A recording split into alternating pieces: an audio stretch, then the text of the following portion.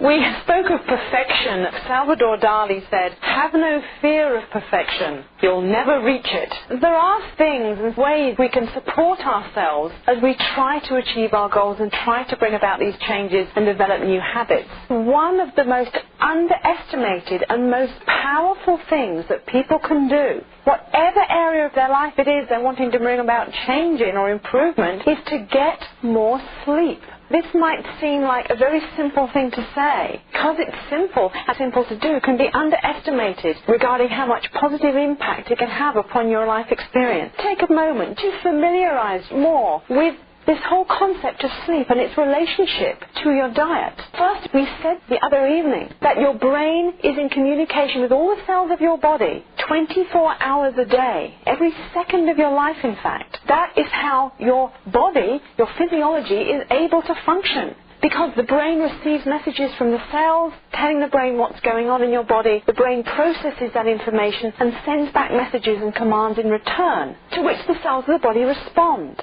Now, this includes all bodily processes, including digestion, including absorption of nutrients from the intestinal tract into the blood. It includes uptake of nutrients from the blood and carrying of them to the cells. It includes the whole eliminative processes that you go through. Push out of your body that which you have no use for, is toxic to you, or is simply in excess to your requirements. All of these things are dependent upon that two-way communication, brain to body, body to brain.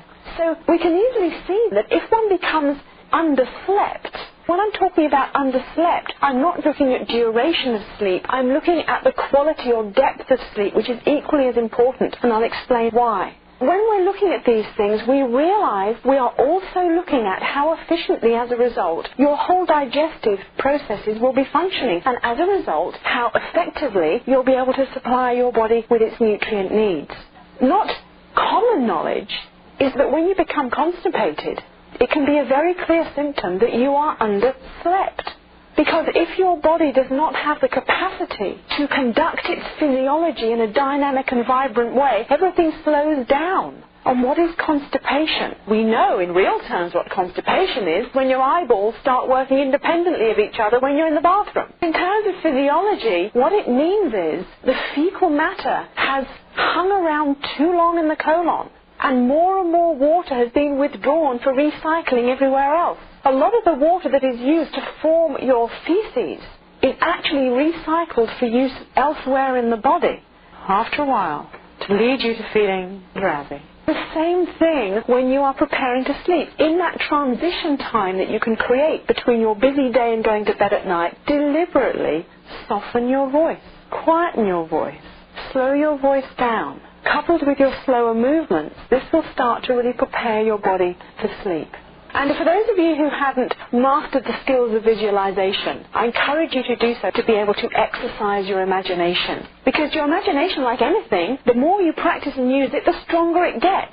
If you want to practice strengthening your imagination, when you lie in bed at night, try and bring to mind or imagine that you're sitting in an office at a desk. And all over the office desk are bits of paper. Each bit of paper's got something you've got to remember to do, or something you're worried about, or some issue. And you're going to sit there in your imagination and file the pieces of paper. They can either go in the file that says tomorrow, they can either go in the file that says postpone till another day, way beyond tomorrow, or they can go in the big round file called the trash can. And then once your desk is cleared, you can just allow yourself to sink off to sleep. I like to get up and walk out of my office and turn the sign on the door over in my imagination. From open, it says closed, gone to sleep, back tomorrow. Literally allow yourself to let go of your worries and concerns. You will sleep better, and your digestive system as a response will work a lot better. We talked a lot about developing new habits. Doug gave a wonderfully inspiring section there about ways you could do that and follow through on your commitment. We talked about tricycle mapping and making sure we were clear what our intentions were. But there's one thing I can confidently guarantee you. If you are underslept, your ability to follow through on your intentions is at least cut in half. And I suspect more. I know for me, more. If I'm feeling tired and underslept, everything feels like too much effort, too much to bother with. oh, that can wait till tomorrow. If I've made some declaration about I'm going to make this new lifestyle habit or dietary habit become established, if I'm tired, no way. If you are revitalized when you get up in the morning, you're inspired with your own energy, and then you are challenged. Temptation comes your way, and you remember your tricycle map, or you remember some of the little gems that Doug gave you earlier, you will be able to follow through so much more effectively. Anyone who's interested in developing new habits, one of the first things they need to do is watch their sleep quantity and quality. It can make all the difference between success and failure.